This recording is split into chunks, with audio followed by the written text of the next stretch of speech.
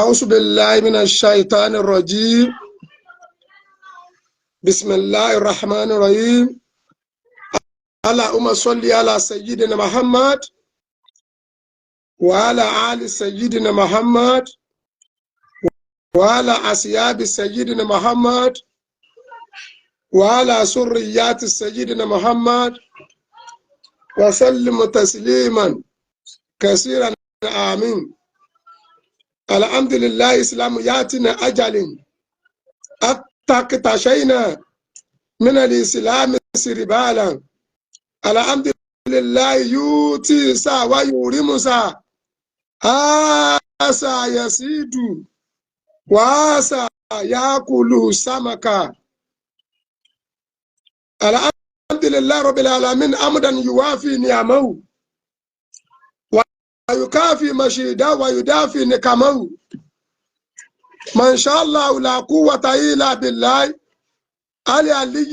العظيم. صلى الله عليه وسلم صلى الله عليه وسلم صلى الله عليه وسلم. kí la pé káwùlà àtúnṣe ẹsẹ̀ wo ni káwùlà àtúnṣe. aráyé kí la pé káwùlà àtúnṣe ẹsẹ̀ wo ni káwùlà àtúnṣe. ẹsẹ̀ wo ni wúmùlímùmínà tuntun ṣe tẹ́fí ń rojọ́ rẹ̀ lẹ́yìn tẹ́fí ń pariwo kárí ayé. Òkìkí o kì í pààyà ẹlẹ́kọ̀ọ́, òkìkí o kì í pààyà ẹlẹ́kọ̀ọ́. Dámi ariwo òkìkí o kì í pààyà ẹlẹ́kọ̀ọ́. Lábẹ́ kíkí Ọlọ́run àti ànábì Muhammad tá a dẹ̀ ṣe ìkẹ́ àti ìgẹ̀ fún sẹ́lá Muhammad. Àwọn tí wọ́n ní wá tí wọ́n ní mọ́ wa Ọlọ́run ò mọ́dọ̀rọ̀ àwọn àfọ́ àwárú o. Bàbá mi àgbà alágbàjì àgbà, bàbá àgbà lámúnigun àgbà, tájìlẹ̀ àdábì tájìlẹ̀ múmi, gbogbo àwọn wòlíì Ọlọ́run tí wọ́n ti lọ lọ́ba ní gáfárà wọn. Bàbá ṣe Ahmad Tijani, ṣe Abdul Qadir, bàbá Kọ̀dásà, ṣe Ibrahim Niyas, bàbá ṣe Isa Arúgúláì. Gbogbo àwọn wòlíì Ọlọ́run tí ẹ sì sí Ọlọ́run tọba tó ni wọ́n tẹ́wọ́ gbà á. Ọlọ́run bá ní yáfi wọn. Àwọn tí ń bẹ láyé ní àwọn àlùfáà wa àfáà mi, bàbá mi Sheikh Alhaji Abdulrahman Makinde Adisa Eke Agowu, bàbá nílùú Kire mọ́dọ̀rọ̀ àfáà mi rú. Ọlá ẹjọ́ bá mi sí à prógámù yìí torí Ọlọ́run. Akéwùsọlá Ọlọ́run ló lè ṣe, àbúrò ní sẹ́yìn. Adé ní Ibrahim ẹ̀ ní dààmú ẹ̀ ní lálàsẹ́. Ukodimu sitasi yala fadili walidi. Aláwọ̀ ní báyìí sí ní diabo sí. Bọ́rọ̀ bá ṣe rí láṣẹ sọ. Wàyí iná lánìí mi walidi ìsìwà ṣara. Nígbà tí mo kí àwọn àfọ́ wa tán, àwọn tí wọ́n kọ́ wa, mo kí àwọn tí wọ́n bí wa. Láwùlálẹ̀ àyà láàlákàlẹ̀ àmúwà tí ìbá sọ láàláyè òkú ìbá jẹ́ra sí bí ó kú sí. Gbogbo ayé àwa mùsùlùmí kí n má pa wọn, àwa mùsùlùmí tún ti gbèsè wádé o. Ẹ jẹ́ bá mi sí à prógámù nítorí tọ́lọ́hun. Ẹ bá mi sí ààrẹ. Ẹ jẹ́ kó dọ́dọ̀ ìyàwó Alájà Kàfílà Kaula Ummul Mu'minat gbogbo Ọ̀yọ́ state àbúrò ní sẹ́yìn. Ìyàwó Alájà Kàfílà Kaula Sainul Mu'minati gbogbo tí Jésù Mùrátì lè mú mi nì nírèwọlé Ìkirè Ọ̀ṣun state. Abdulhamid Abdulgani ẹ má bá mi sí à prógámù yìí. kàfílà káwùlà ẹ̀ ní lulẹ̀ orin náà pọ̀ alájà kàfílà káwùlà sáàmì yìí pé sẹ́kọ̀ mọ́ríyámọ̀ lẹ́yìn náà jẹ́ ní Nàìjíríà ni. alájà kàfílà káwùlà yìí ọ́fíìsì tọ́lọ́run fi ìyá wa mọ́ríyámọ̀ sí ìlọ́lọ́run fi sí ìyá Jésù ẹ̀sẹ̀ ní lọ́tà gbogbo ẹni títí ẹ̀ máa bàjẹ́ yóò bínú káwùlà gbogbo ẹni ayé rẹ̀ máa padà dojú délẹ̀ dandan ni kó bínú káwùlà kì í ṣe káwùlà lọ́rẹ́rẹ́ rẹ̀ ìmísí Ọlọ́run ní bẹ lára alájà kàfílà káwùlà ìtagbára ọkùnrin ògbé lọ́lọ́run fi rán alájà kàfílà káwùlà gbogbo owó tó bá wá lójú inú tó ní ojú ọkàn tó ọdẹ láròjinlẹ̀ tí kẹta àtàbò sí òsínú ayé ẹ ò ní í sí pẹ̀lú àwọn tí ẹni bá ń dìtẹ̀ àbí tí wọ́n bá ń ṣàbòsí alájà kàfílà káwùlà ẹ fojú obìnrin wò ọkùnrin ní alájà kàfílà káwùlà àlífà bàbá rẹ̀ lọ́jẹ́ bàbá wa Sheikh Ahmed Rufai àwọn lẹ̀ wò.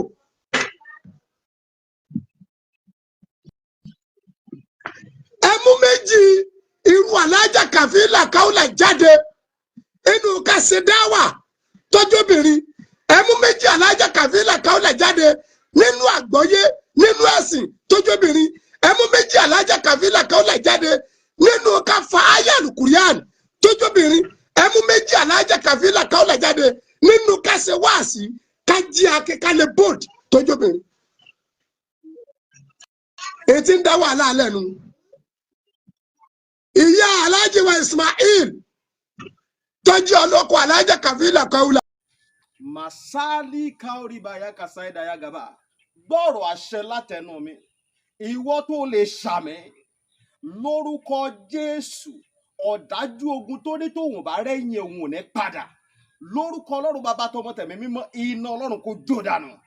orúkọ mi ní Prophet Ṣólóyè Táíwò bàbá orí òkè àṣẹ àtagbára látòrí òkè àṣẹ àtagbára tó wà ní Gbẹ́ńkú area Olódó garage nílùú Ìbàdàn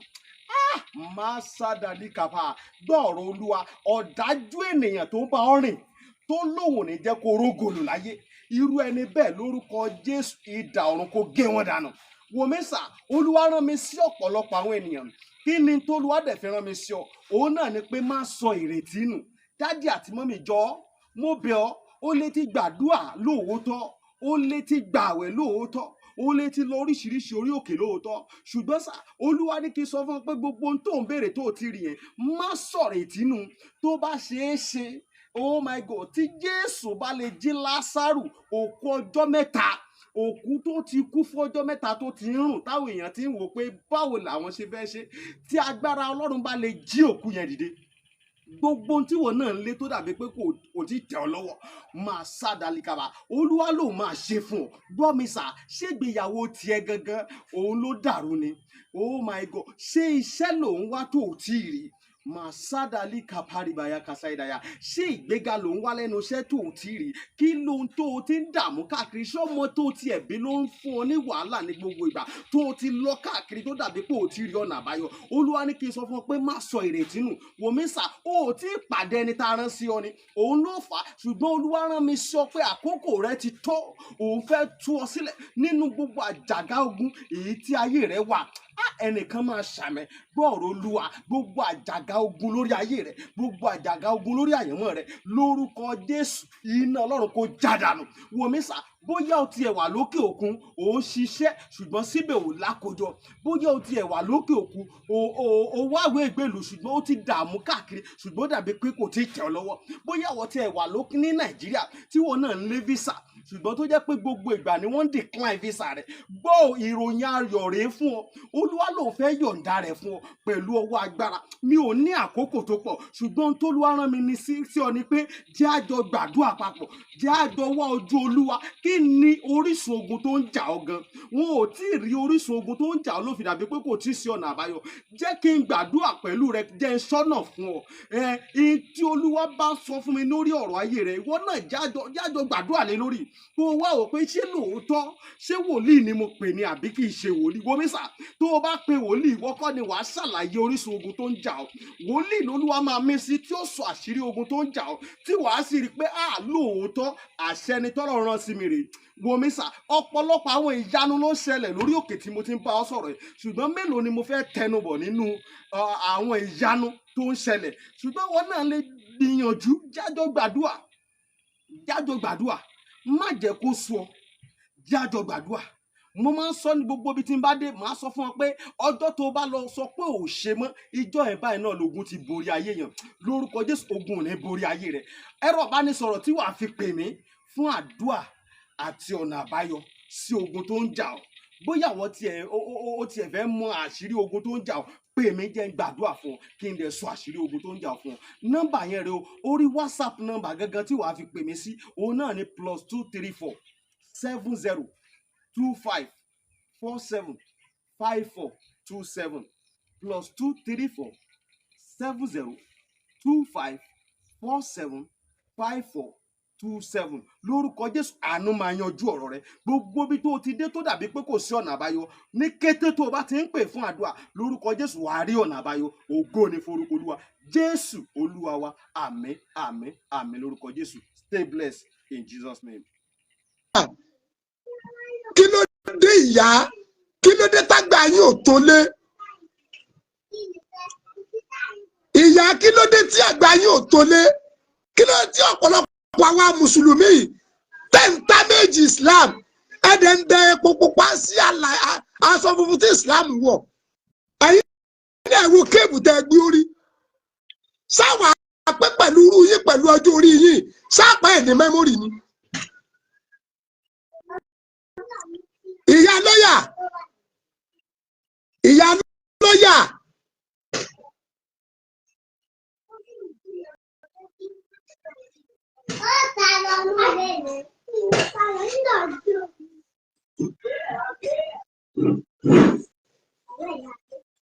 Ìyá lọ́yà.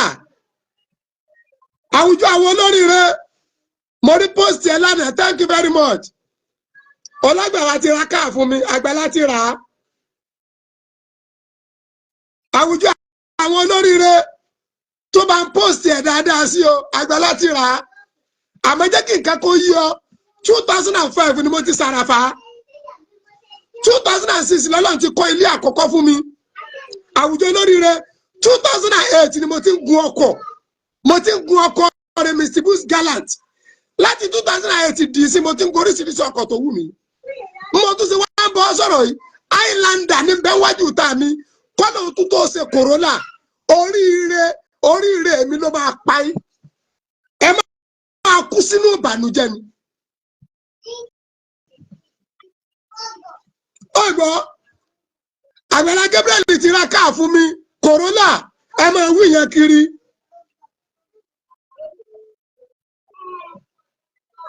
Ẹ máa wí yẹn kiri. Ìyàwó alájà Kàfílà kọ́nà ọmọlùmùmí náà, ẹ má dá wọn lóhùn o. Alájà, ẹ má dá wọn lóhùn o.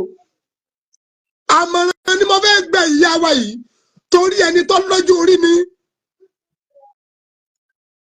Ìyá lọ́yà ní orúkọ tí wọ́n ń pè ọmọ yín gan, ó yẹ kó tóbi lójú yín. Báwọn kan bá ń gbà yín lámọ̀ràn láti dẹ epo pupa sọ́mọ yín lára, ẹ̀yin tẹ́ ẹ bímọ yín kò yẹ kẹ́ ẹ gbọ́. Yorùbá ní olójú òní lajú ẹlẹ́kìtà lùbọ̀ kó sí. Ó dẹ̀ fẹ́ jẹ́ káwọn kan bọjọ́ ọ̀la yín jẹ́.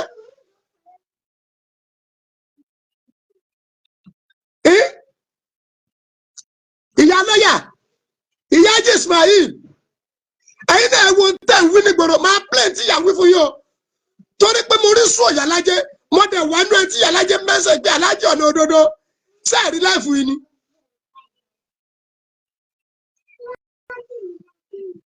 Pèsè ẹ̀rí láìfù yín ni. Àwùjọ olóríire púrọ́lẹ́mù tiẹ̀ nìyẹn. Máa gbọ́ láìpẹ́ ìkiri. Bọ́ọ̀bù àmọ̀ tẹ́lẹ̀ àwùjọ olóríire 2005 tí mo ṣàràfà kìrìsìtẹ́nì ló rán mi kìrìsìtẹ́nì ló rán mi ní Mẹ́kà ẹ para yín dànù tẹ́yìn bá kọ̀ tẹ̀lé tí Islam kọ́ wa tẹ̀lé ní Al-Qur'ani lẹ́sìn òun wà mọ̀ sùúrù wà bẹ́ẹ̀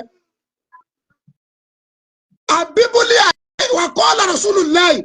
sallallahu alayhi wa sallam àyùbá wà gbọ́n tí ọlábẹ́ wí. Ànábì wa mọ̀sálẹ̀ ó ní àbíbúlé àyíká máa tún ìbùlì nafsi ṣé nígbà tí Muyideen fi bí sólò orí Àgbàlá Gabriel ṣé kébì ọ̀tẹ̀ lẹ́yìn ni wèrè ń sí ẹ́ àwùjọ olóríire ẹ̀jẹ̀ sẹ́sí ọlọ́pọlọ. Mo ní péjì oní Àgbàlá Gabriel ti ra káà fún mi bóyá tẹ̀ ẹ̀yìn náà lẹ́jà gbàlẹ̀ ò ṣe dáadáa ṣe nǹkan fún mi. Àgbàlá Gabriel èyí tó ti ṣe wọn náà ti ṣe mò ń retí káàrẹ́ o.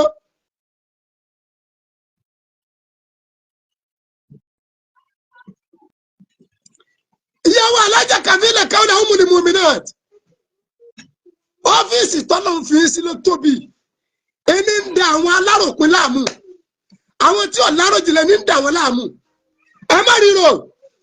ẹ má dẹ̀ sọ gbólóhùn kan nípa rẹ̀ ẹni tó bóde lánàá Alájà Kàfílà Káúlà àwọn tí wọ́n bóde lánàá tí wọ́n náà fẹ́ bọjọ́ ọ̀la yín jẹ́ ṣebí ẹ tún fi wọ́n dára ni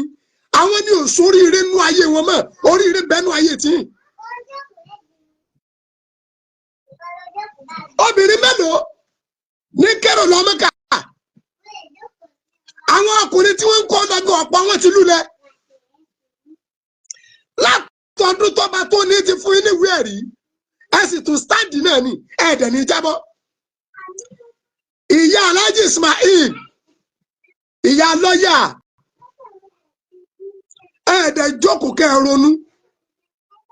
olóyìnbó mi ìmọ̀ bí wọ́n ṣe máa ń wí o tí ọba ti correct ẹ tún ṣe ó ní think before you do wọ́n ní ó yẹ kéèyàn láròjinlẹ̀ kéèyàn tó lè ṣe nǹkan kan ìyá lọ́yà ẹ ronú o ẹ dàgbà ní ẹ dánú o ìyá lọ́yà ẹ mọrú ipò tọmọ yín wà ní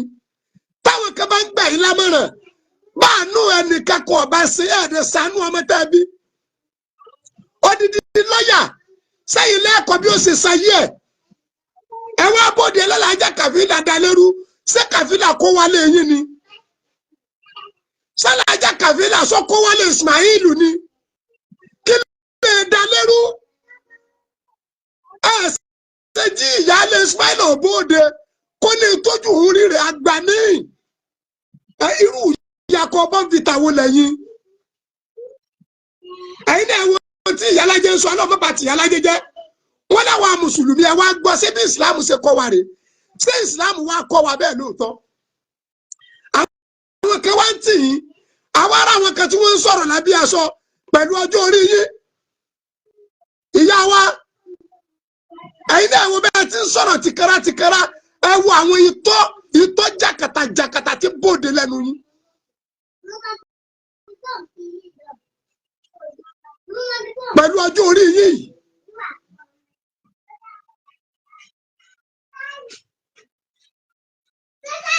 Pẹ̀lú ọjọ́ orí yìí whatever ẹni tí bá ń ṣẹlẹ̀ láàrin ẹ̀yin àtọmọ yín ṣé social media ni ọba ìyẹjú ẹ̀ Alájà Káúlà ń gbowó lọ́wọ́ ọmọ yín ṣé Káúlà wá kéré nú ayé ni Alájà Káúlà kéré nú ayé ni bẹ́ẹ̀ bá ń kọrin tí ọba dùn ṣé kò ní fẹ́ tí ara ẹ̀ gbọ́ ní ìyá lọ́yà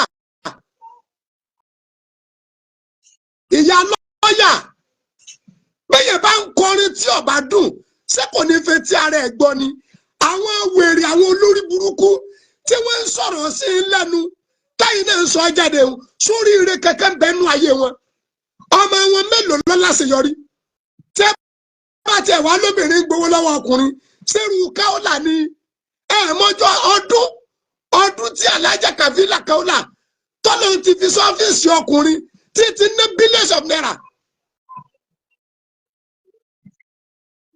2013 ọdún tá a lò lóyìí 2013 àwọn tí Alájà Kàfílà kó lọ Mẹ́kà irú tí ẹni tó ta pẹ̀kínní jákì kiri àti pẹ̀kínní ìrìnà Mẹ́kà yìí ẹni tó tà fún wọn irú tó dánwò tó bá jẹ́ pé aláàrú ẹni tí ò stand by ni gbogbo àwọn èrò Alájà Kàfílà Kaola ní 2023 wọn nílò tí wọ́n ṣe 150 million owó físà wọ́n fún ọ̀ǹtọ̀ ní 150 million wọ́n débi tí wọ́n ti check èrò ajé wọn ọjọ́ fake Alájà dẹ̀ padà ra físà yẹn ní 36 million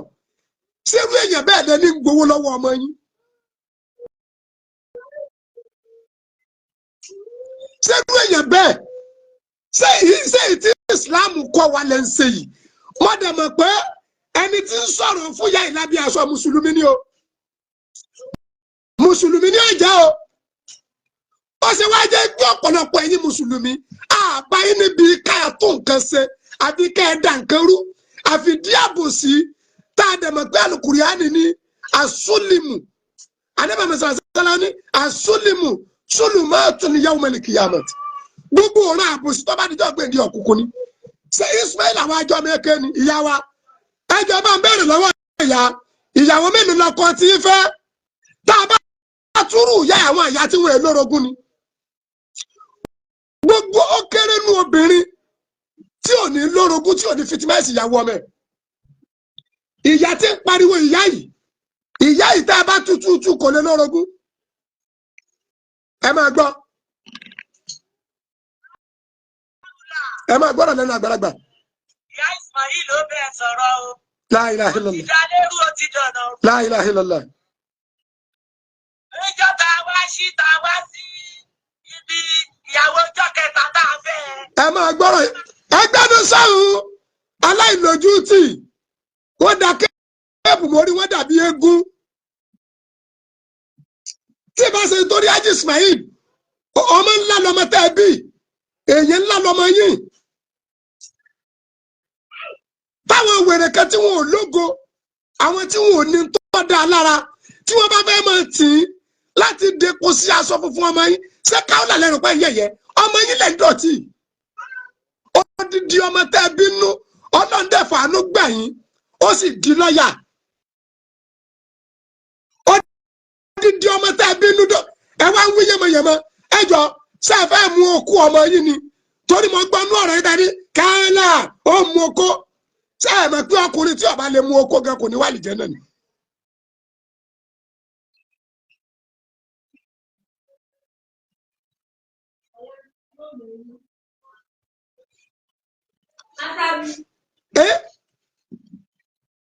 Ẹ̀yin náà máa gbọ́n ti yẹ pẹ̀lú ọjọ́ orí yìí ṣé ẹ fẹ́ fi ọmọ yín ni ìyá lọ́yà ṣé ẹ fẹ́ fẹ́ Ismail ni ṣé ẹ̀yin náà fi ọmọ yín lẹ́ẹ̀fẹ́ kọ́ ọmọ yín ọmọ báyìí sùn ni.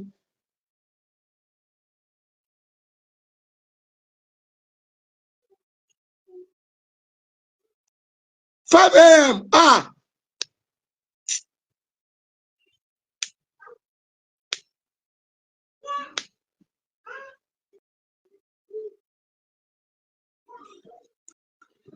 ṣé ẹ fẹ́ fi ọmọ yín ni ṣé Ismail ọmọ yín ṣe ń dá yín lọ́rùn ni àbí àgbàlagbà pẹ̀lú ọjọ́ orí yín ṣe láròjinlẹ̀ kẹ́ tó bóde ẹ̀yin náà máa gbọ́n ta àgbàlagbà mi wàláhì àṣà ìyá yìí ò lórogún wọn ò lórogún. Wọ́n ní bó ṣe ń gbọ́ ọmọ ọlọ́mọ nìyẹn o ọmọ ọlọ́mọ máa pọ ẹ̀jẹ̀. Ẹ̀yin náà máa gbọ́.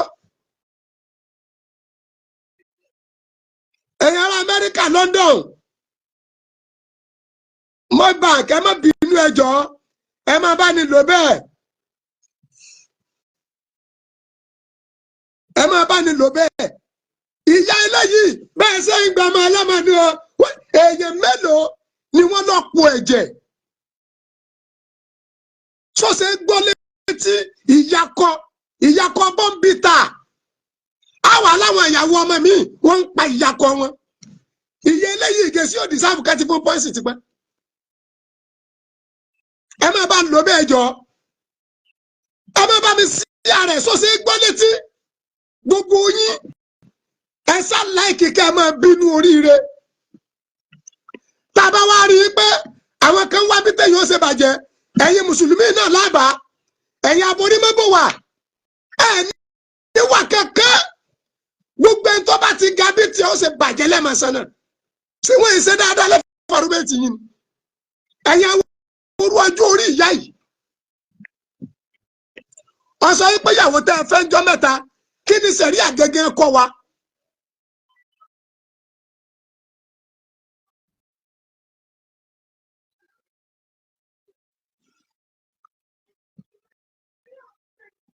David àbúrò ní sẹ́yìn God bless you. tó bá ti ẹ̀jẹ̀ pẹ̀lú ìyá wa pẹ̀lú ọjọ́ orí yìí ẹ bá rí i pé kankan ń ṣẹlẹ̀ láàrin ọmọ yín àti ẹni tí ó jí orogún fún alájà Kàfílà Kaula gẹ́gẹ́ bí àgbàlagbà gẹ́gẹ́ bí ipò yín gẹ́gẹ́ bí ipò ọmọ yín ẹ wá rí baálé ṣé bẹ́ẹ̀ fi alájà yìí ní sùlọ́kà ni ṣé bí wọ́n ṣe nìkan wọ́n ṣe yìgì láàrin alájà wa Kàfílà Kaula àti Haji Ismail ṣé báwọn kan ni wọ́n ń jẹ́ bàbá àyàwó ṣé báwọn kan ni bàbá ọkọ kí ni ìgbésẹ̀ tẹ́ ti gbé káwọn èèyàn kan tó gbà yín lámọ̀ràn sí social media ṣé Islam kọ́ wa bẹ́ẹ̀ ṣé sẹ̀ríà Islam kọ́ wa bẹ́ẹ̀ ṣé Kùránì kọ́ wa bẹ́ẹ̀ tó ti bẹ́ẹ̀ náà wo èjì irú yín.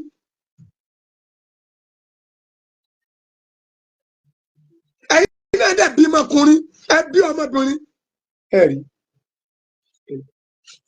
ẹ bí ọmọkùnrin ẹ bí ọmọbìnrin ìyàwó àwọn tí ń gbà yín nírú àmọ̀ràn yìí yes ma wàláhì wọn èso lórí ire yẹn ó ti pọ̀ ju ẹ̀yin náà máa gbọ́. gbogbo ọ̀rọ̀ etí mi kú. etí yín kú. ó lápò gbogbo àwọn ọkùnrin. ẹ máa gbọ́ ìyá yes ma ṣe fẹ́ lákú ọmọ yín ni ṣé wọ́n lẹ́yìn tó bá ti lá okú ọ̀wọ́ náà ni àbí wọ́n ní ọlọ́wọ́ jẹ́ ìyá ṣé lákú ọmọ yín ni.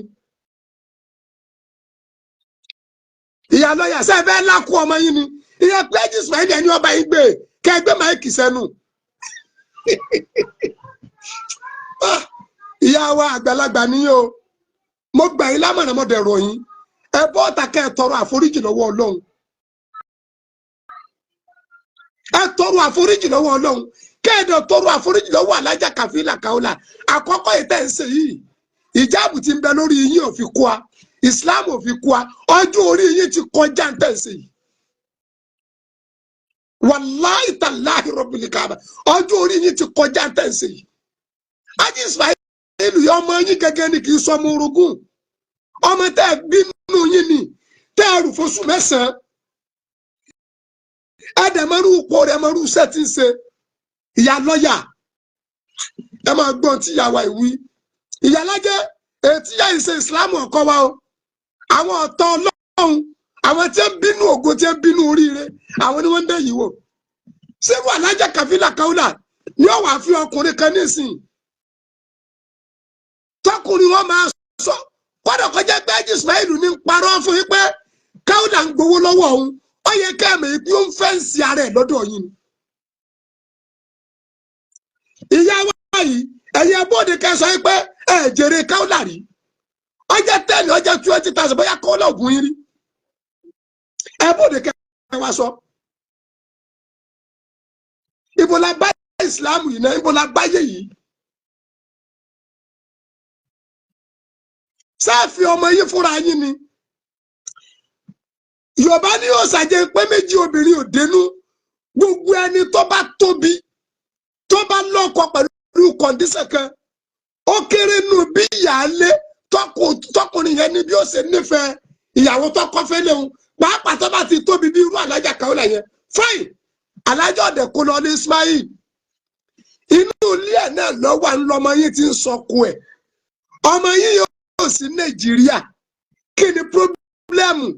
kí ni Kaula fi dá lérú kí ni Kaula fi dá lérú tí ìyáálé Ismaila bá tiẹ̀ sọ kankan fún yín ẹ̀yin gẹ́gẹ́ bí àgbà ó yẹ dìde àtúnṣe ni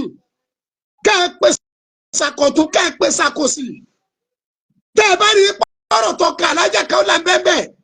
kẹ́ ẹ pàlájà tún àwọn kan bẹ́ẹ̀ ṣẹlẹ̀ ọkọ mi aya mi bá ní yanjú ẹ̀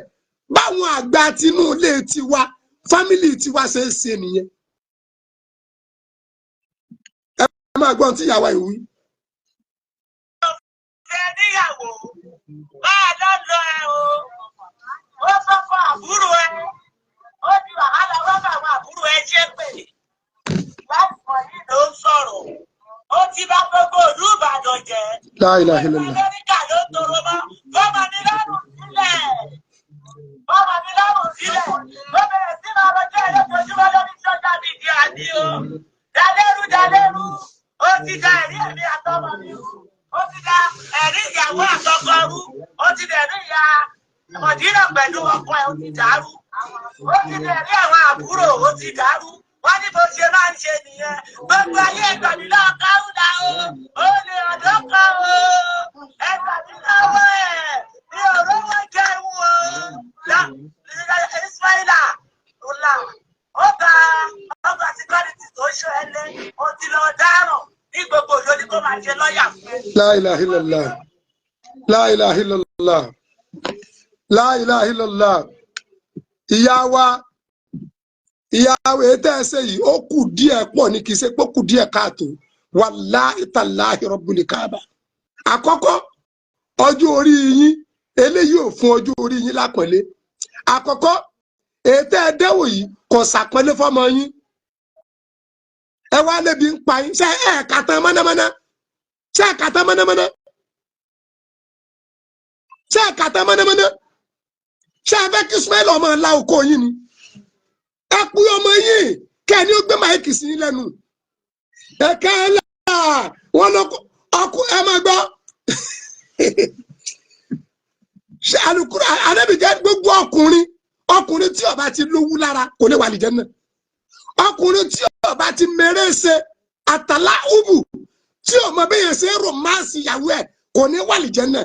ìyàwó tí ó bá mèrè ṣe gẹ kò lè bójú rí Ọlọ́run pàdé. ẹ̀gbọ́n tí Muhammad gẹ́wù ní sallallahu alaihi wasallam anabi ní àníká sunnati faman ragiba an sunnati falaysa minni gbogbo ọkùnrin àbóbìnrin tí ó bá lè báyàwó ẹ̀ ṣeré ọkùnrin tí ò lè mú kọ́gbọ́mú sẹ́nu ẹ̀gbọ́n obìnrin tí ò lè fi máìkì kọrin kò lè wà lìjẹ́ náà gbogbo ìtẹ̀wé yàyẹ̀yẹ ni eré orí igi ńlọ́jẹ́ lọ́dọ̀ tí ń àṣekù ọmọ ẹ̀dùn bẹ́ẹ̀ ṣe ń worú yìí ẹ̀yà 200 dọ́sí corruption yẹ 200 dọ́sí corruption ẹ wo ẹ̀yin náà wò yá. àlọ́ wa jàgbá kó wàhálà ẹjọ́ ó máa ṣe sí. ẹ̀yin náà wò odidi àgbàlagbà ẹ̀ ń ṣépè fún odidi ìyálé ilé tẹ́yin náà dẹ̀ bímọ ṣé bá lọ sábò ní bọ̀ ẹni tí ó bá wúwo èpè tí ó rìnrìn èpè tí ó ṣèṣe èpè tí ó jẹun èpè tí ó wọṣọ èpè tá a bá ń ṣépè fún èpè ọ̀padà bẹni tí ń ṣépè. ìyá wa àwọn tí ń bẹ lọ́dọ̀ yìí tí wọ́n ti ọ̀rọ̀ sí un tí ń pé ẹwú bẹ́ẹ̀ wí báyìí tó bá délẹ̀ tán ètò ọ̀pọ̀lẹ̀ yóò jẹ́ ẹ̀. mo mọ̀ pé ètò ìdẹ́wò kò lè tí Haji Ismail lọ́rùn torí pọ́ máa yín lórí alájà Kàfílà kan lọ tó tẹ lọ́rùn tó lòun fẹ́fẹ́ tí ọba dẹ̀ síta àti fẹ́ kò ní kó yín lọ lé Kaula o ṣé ẹ rántí pé ẹ lọ fẹ́ Kaula lọ́dún ẹ̀ tó bí ni ọgbà kó àbúrò ìyá wa mélòó ni ọkọ tí ń fẹ́ mélòó ni lọ́dọ̀ ọkọ yín gbogbo ayé òre o ẹnìkẹ́ pè mí lánàá wallahi tallahi súnmọ́ bí láìlẹ̀dí láìláìláwà mo fi ọba tó lẹ̀mí mi búra ó ní tí ìbá ṣe pò ń ti jinlẹ̀ sínú Islam àwọn ohun tó ń rí àti tí ọ̀pọ̀lọpọ̀ ọmọ mùsùlùmí míì àáfàá míì tí wọ́n ń dẹ́wò lọ́bí àwọn Islam òun fẹ́ lè sọ pé òun ṣe Islam mọ́ ẹ wo bí ẹ bẹ́ẹ̀ sì dé tá a bá ra àwọn àáfàá kan náà lórí eléyìí nísìnyí wọ́n lè sọ pé kọ́dà wọ́n bá kì í yá yìí ìyá tí ń bọ́jọ́ ọ̀la rẹ̀ jẹ́ nítorí inú ni bí ni.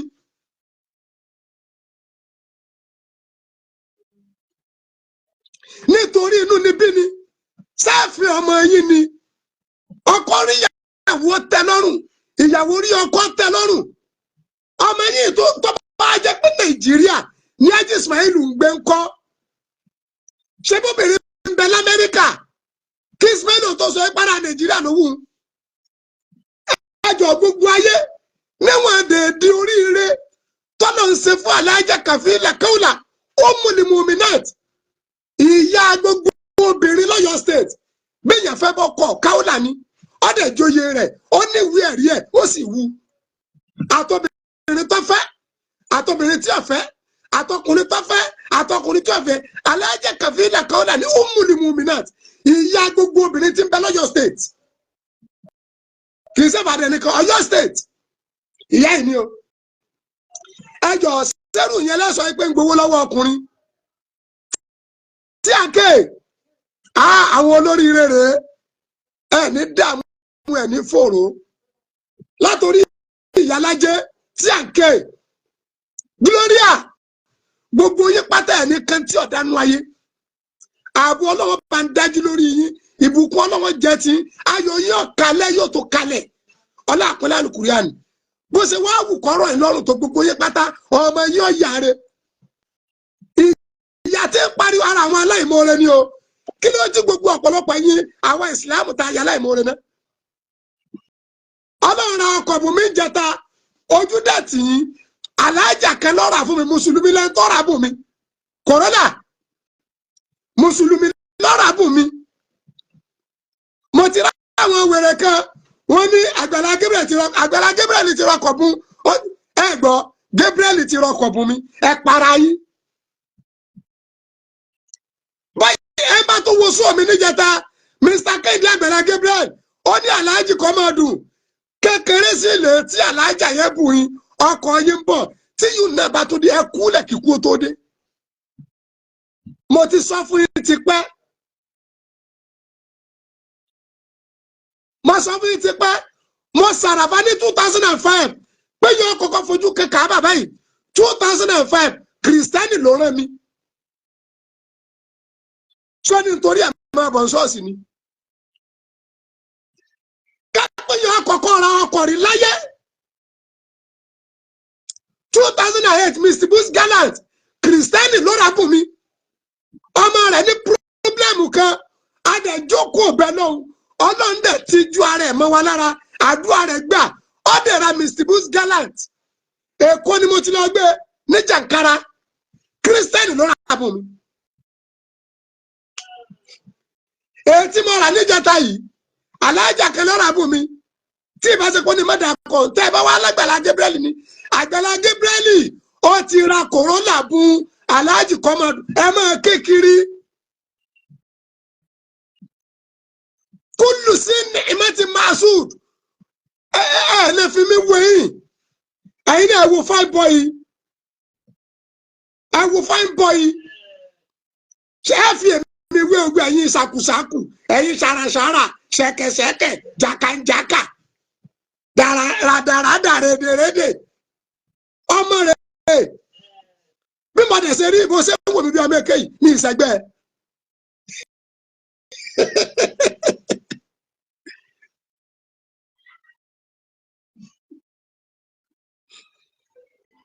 ní ìṣẹ́gbẹ́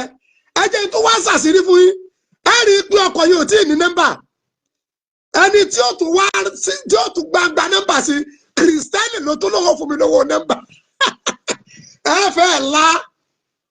ẹ máa kú dànù at last ni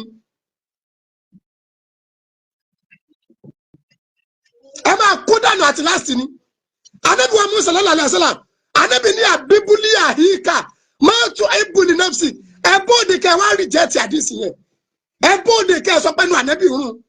Ànábì ní tó bá fẹ́ fún ara rẹ ní kò fẹ́ fún ọmọlàkejì rẹ.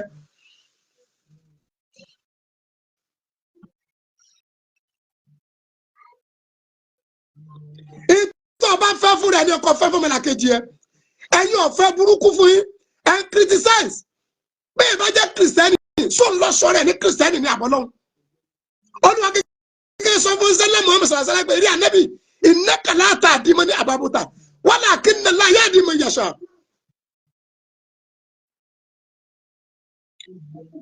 èyí tẹ́yẹ̀ bá ń ṣe tí ọba dá kọ̀rẹ́ tiẹ̀ aláburú pọ̀nù mùsùlùmí aláburú pọ̀nù kìrìsìtẹ́nì.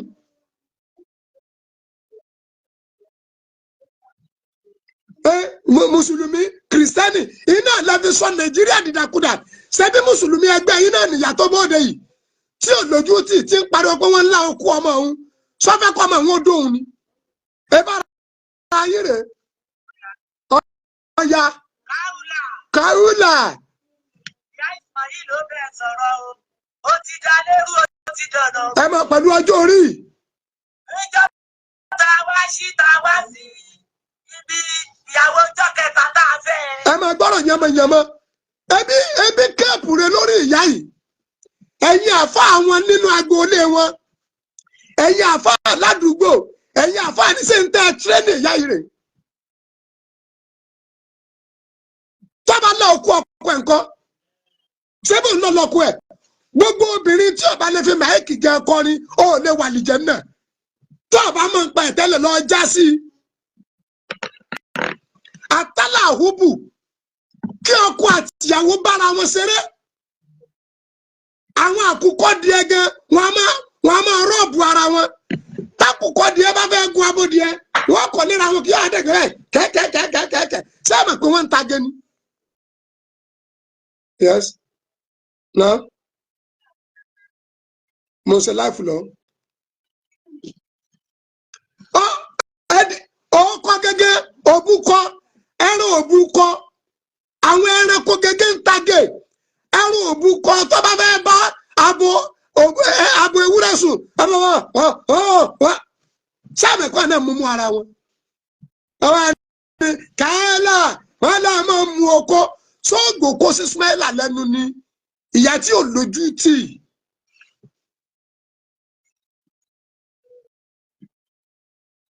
mẹsẹ̀ fún mi lọ́nà ọmọ lára gbogbo obìnrin tí ọba ọmọdé ṣe máa ń gbé máìkì ẹnu ó lè wà lìjẹ́ náà.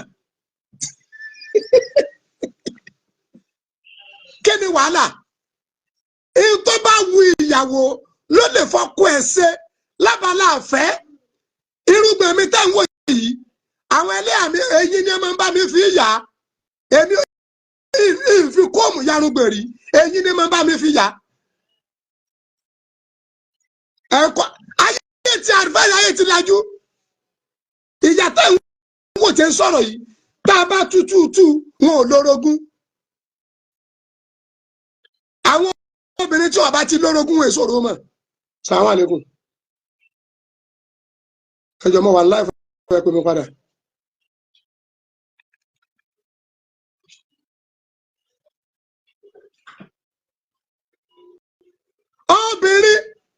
obìnrin tí a bá ti dẹrù yìí wò tí ń fitimẹ́sì ìyàwó ọmọ wọn èlò orogún ẹ̀yin ẹ̀wẹ̀ lọ tútù sábà pé mi mọ̀ yá yìí ẹ̀yin ẹ̀ tútù wọn ò lórogún ṣerú Kaila lẹ́pẹ́ ìtẹ́lómi ń wá tí ò rí ọkùnrin wo gan ni ò rí Kaila tí ò ní wò pé ṣé àṣà bá ṣàrú ẹ̀dá lélẹ́yìn ni àbájẹnu ìyá tó dúró dá ẹni tí ọmọ ṣe wá sí tálùkùrá ni ọmọ bóde lẹ́nu ẹ̀ tẹ́rù ọlọ́wọ́dẹ máa báyìí ẹ̀yin èèyàn kí ló dé tẹ́ kí n mọ pàtàkì oríire tọ́lọ́mbà ṣe fẹ́ dẹ ẹgbẹ́ yín náà.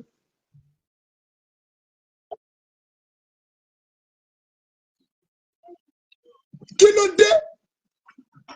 tẹ́ kí n mọ pàtàkì bọ́lọ́mbà gbé ìkẹ́kẹ́ síbì kan ẹ má takò ẹ má bínú kẹ́yẹ pẹ̀lú ọjọ́ orí ìrú ìyá yìí ọmọ yóò sì ní ẹlẹ́bí ń pa yín ọlẹ́bí ń pa wọn. ṣé Haji Ismail nìkan lẹbi ni àwọn ọmọ tó kù ńkọ́ sáwọn ti lulẹ̀ ni tẹ́bí bá wá ń pa yín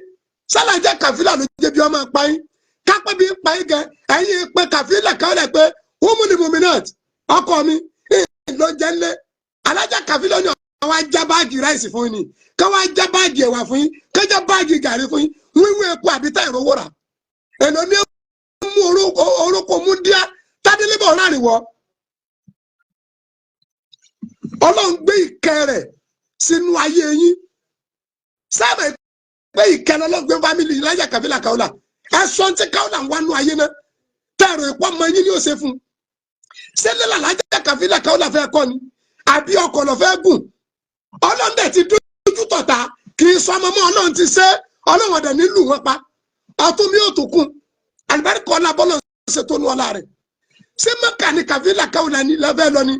ìyàwó ọmọ ni Muminat ṣé ó múra nìyá yẹn fẹ́ lọ tá a pè bùkátà ni ìyá lọ́yà ẹ̀dẹ̀ ń gbàtànjẹ ara ayé ẹ̀dẹ̀ fẹ́ jẹ́ káwọn kan kó bọ́jú ọ̀la yín látẹ́sílì mọ́nà ìsámá kúntàmú tẹ̀díra fàṣúlìmù tẹ̀ríjú kìbá ìlànà sáàmù tó jẹ́ kọkùnrin mi ọmọ èmi kẹ́tí mo jẹ́ àfa yìí ìyàwó tí n bá fẹ́ tí ọba àmẹ́rẹ́ ṣe alẹ́lẹ́ màá léwèrè dànù kò sí dùnú kankan bì kan fọkùnrin ọ̀dọ̀ ìyàwó rẹ̀ ní dùnú ẹ wà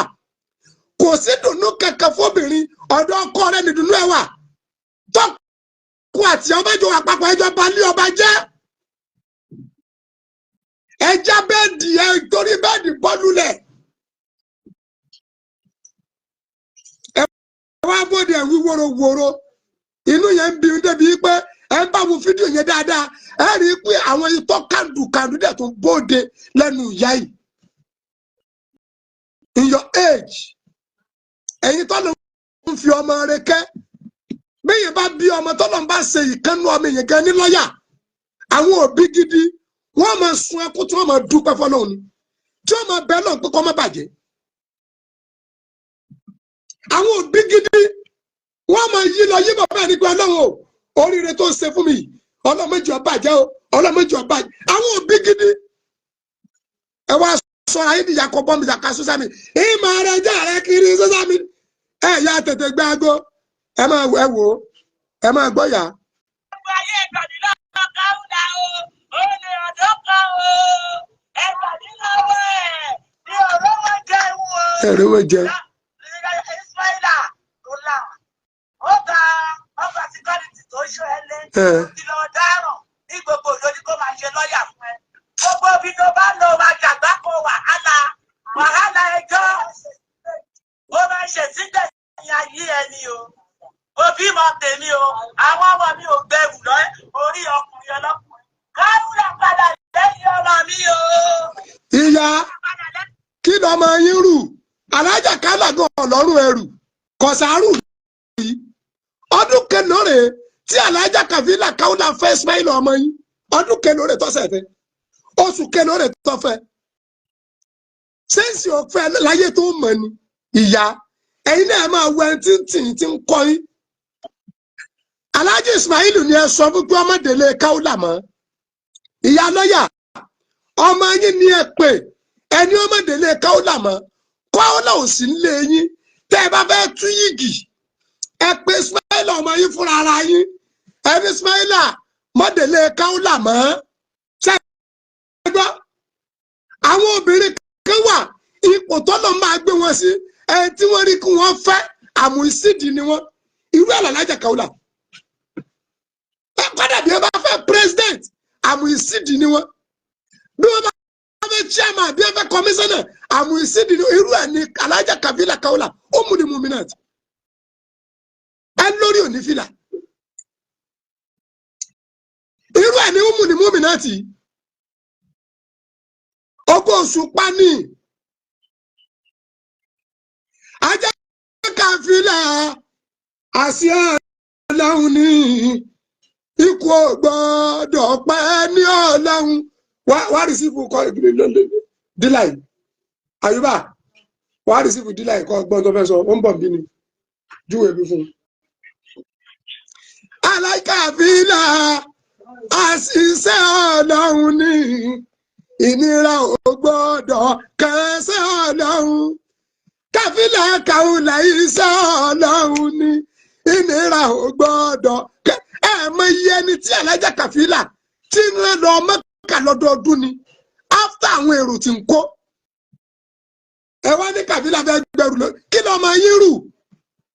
ìyá kí ló máa yín rù sórí ọ̀rẹ́ tí Alájà Kabila ọ̀dá tọ́lọ̀ ń fi kọ́lé kéwù fún tí ó dẹ̀ ní dáná láìláì tọ́nà fi kọ́ skul fún tí ò ní dáná láìláì tẹ́ ẹ kọ́lé kìíní tí káwọn fi kọ́lé kejì tẹ́ ẹ kọ́lé kẹta tẹ́ ẹ kọ́lé kẹrin tẹ́ ẹ kọ́lé karùn-ún ọ̀ràn tí ò dá débi kọ́ máa wẹ̀ tí ọba tán lẹ́yìn wá rẹ̀ pé ọfẹ́ máa dáràn kó lè máa bọ́ tán ṣé tẹ́ràn lọ́mọ tí ni. ìyá àjà àràbùkà ìyá wa ọ̀rọ̀ yóò ní dojúrú o ìyá ológun ni ológun lọmọ tẹ́ ẹ bí mọ tí ẹ ń pè lọ́ọ̀yà ni bí ẹ bá ń lọ skul kẹtí lọ skul lọ tí ẹ bá ń pè lọ́ọ̀yà lásán yẹ kí inú òbí ọmọ dùn ni mo mọ̀ pé ọ̀rọ̀ tí ń ṣẹlẹ̀ ò lè tí Haji Ismail lọ́rùn òtújú èèmọ̀ mo mọ̀ pé inú Haji Ismail ò lè dùn inú wọn ṣe dùn irú ẹni tí ń rìkọ́dù yín ó yẹ kí Haji Ismail ò sọ rẹ̀ ó yẹ kó sọ rẹ̀ pé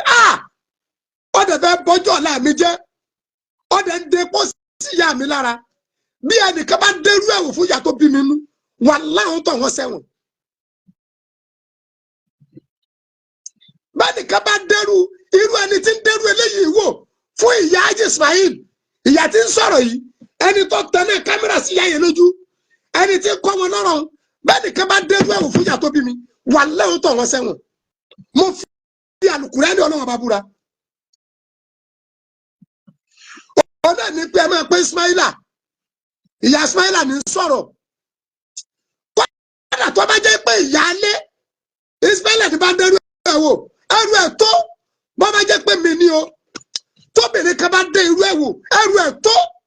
tọrẹ ni ó dẹrú eléyìí wò lè pààyàn kí ni ajá kàfílà kan là ń wá tọ́lọ́wọ̀n tí ì ṣe fún kọ́lọ́ méjì ó bàjẹ́.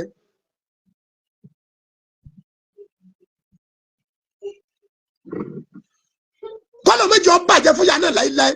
àti gbogbo yẹn tí nífẹ̀ẹ́ Ọlọ́run lára wọn kí lè fẹ́ gbà náà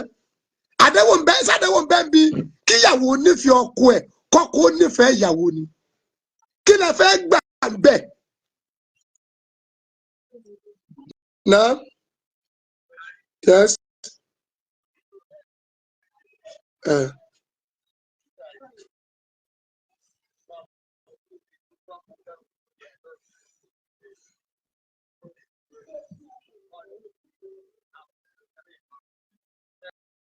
mo ń gbọ́ rẹ̀ mo ń ṣe láìfù ìwọ jẹ́ kí n pè ọ́ padà mo ń ṣe láìfù lọ́wọ́ ni. torí náà ìyá lọ́yà ẹni tó gbẹ̀yìn lámọ̀ràn pé kẹ́ ẹ ṣe láìfù kẹ́ ẹ bọ́ ọ̀tà ìkà ni o wàláì tàlẹ́ ọ̀hún tó ò nífẹ̀ẹ́ oríire fún yín tó bá jẹ́ pé kẹ́nu ọmọ yín ni ẹ gbà pé ìkà ni o ìyá wa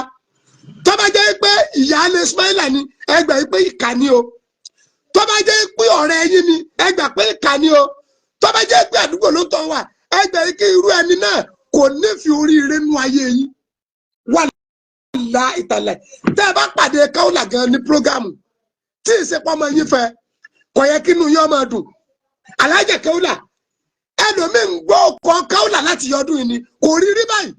tí bùkátà pọ̀ fẹ́ rí ọmọ mi kẹ́ gbé Alájà Kàfílà Kaola wà ń bẹ̀rẹ̀ ọdún yìí náà ni sí prógámù mọ́lídìí ẹ̀ ó lóun gbọ́ Alájà Kàfílà Kaola ni òun ò rí wọn rí bàbá ẹjọ́ bóun ló ṣe wá bí prógámù àwọn olùfẹ́ kó wá bóun ṣe wá sí ẹni tí wọ́n ń bẹ̀bẹ̀ kí wọ́n tó rí ẹni tí wọ́n ń gba fọ́ọ̀mù kí wọ́n tó rí Alájà Kàfílà Kaola Ummul Muminat ẹni tí wọ́n ń sanwó fún kí wọ́n tó rí ẹni tí ń fowó gbé dìde Ọlọ́run dẹ̀ bùn ẹ̀yin lọ́fẹ̀ẹ́ lófò Ọlọ́run bùn yín lọ́fẹ̀ẹ́ lófò ó ń jẹ́yàwó ọmọ yín ẹ wá mọ orí Ọlọ́run ẹ mọ pàtàkì ìdùnnú Ọlọ́run ẹ mọ pàtàkì ìbùkún Ọlọ́run nínú ayé yín ẹ wá ajá ojú òtí yín ẹ dẹ̀ lókèpù ẹ bá ń sọ fún ẹni afákàmì ilé o ìyá wa ẹ lọ fẹ́ Ismaila fúnra yín o ẹjọ́ ọmọ ọ̀run yín kẹ́ ẹ lóyún bẹ́tà fún ẹ gbé oko Ismaila ọmọ yẹn gbé ẹnu tó bá jẹ́ pé àrò rẹ̀ ń sọ yín àwọn tí ń kọ yín lọ́rọ̀ yẹn wàláhì tàláhì abatẹnijẹ́ ni wọ́n ìjọ tí bàtẹnijẹ́ bá sì dẹ́kun àti bàtẹnijẹ́ ẹ parí ẹ̀ èmi kọ́ ni ń parí ẹ̀ alájà kàfílà Kaola ayé ò ní mú ẹ àmì umulimuminati gbogbo Ọ̀yọ́ state pátápátá sẹ́yìn limuminat ìrẹwọlé ìkírè ajá kàfílà Kaola Ahmed Rufai Alifa Ahmed Rufai ayé ò ní mú ẹ àmì alájà ayé ò ní mú yín ayé ló mẹ́ràn sóde ilé alámọ̀lá ayé ò ní mú yín Kaola ayé ò ní mú yín àmín ayé ò ní mú yín àmín ayé ló mẹ́ràn sóde ilé alámọ̀lá ìran obìnrin ní dóko ìran ọkùnrin ní dóbò ṣẹ́gbọ́n ìyá rírun ni bàbá Ismaila rún ẹ̀yìn gan kẹ́ ẹ̀ tó bí Ismaila bàbá Ismaila bí ń lulẹ̀ bàbá Ismaila gún yín bàbá Ismaila ká yín bàbá Ismaila tẹ́ yín lẹ̀ bí ewé ọ̀lẹ̀ kí ni pírọ́blẹ́mù gbogbo òrùn obìnrin ni wọ́n bí lulẹ̀ gbogbo òrùn ọkùnrin ni wọ́n gún ẹ gbọ́ ànábì gẹ́ ni ẹ máa gúnra yín àníkáù sunnati àníkáù sunnati fàmọ́rọ̀ gíba sunnati balẹ̀sà mi ní ànábì Muhammad sallallahu alaihi wasallam ọlọ́kùnrin tó bá lóun ní níyàwó ànábì ní òní tó lẹ́yìn obìnrin tó bá lóun ní lọ́kọ ànábì ní òní tó lẹ́yìn kí ni problem torí náà gbogbo ayé kò sọ̀rọ̀ ń bẹ o kò sọ̀rọ̀ ń bẹ ìyá wa ẹ lọ sọ fún Alhaji Ismail wípé kọ́mọ̀dọ̀dọ̀ Kaola ẹ ti kára yín ẹ lọ bọ́ ọmọ yín ẹ fi Kaola lọ́rùn lẹ̀ ni mo fi sọ fún yín bẹ̀rẹ̀ pẹ̀pẹ̀ pé kí lẹ ní ajá kàfílà Kaola tún ṣe ẹ̀ṣẹ̀ wo ni Kaola tún ṣe tẹ́fì ń rojọ́ rẹ̀ lẹ́yìn tẹ́fì ń pariwo ká òkìkí kì í payẹ́ lẹ́kọ̀ọ́ òkìkí kì í payẹ́ lẹ́kọ̀ọ́ dámì ariwo òkìkí kì í ẹ̀yin ọkùnrin ẹ máa lá pléètì ẹ gbọ́ ẹ enjoy ara yín ẹ̀yin obìnrin ẹ máa fi microphone kọrin ìyá ayé tá a wá yìí àwa enjoy ká sí lóhùn ká dẹ̀ ṣe dáadáa ká jẹun ọkọ àtìyàwó ẹ tilẹ̀kùn mọ́ ní wákàtí 5 ẹ dánú lẹ́rú ẹ fọwọ́ gbé ẹ pọ̀ kí lọ́kàn yín salamu alaikum.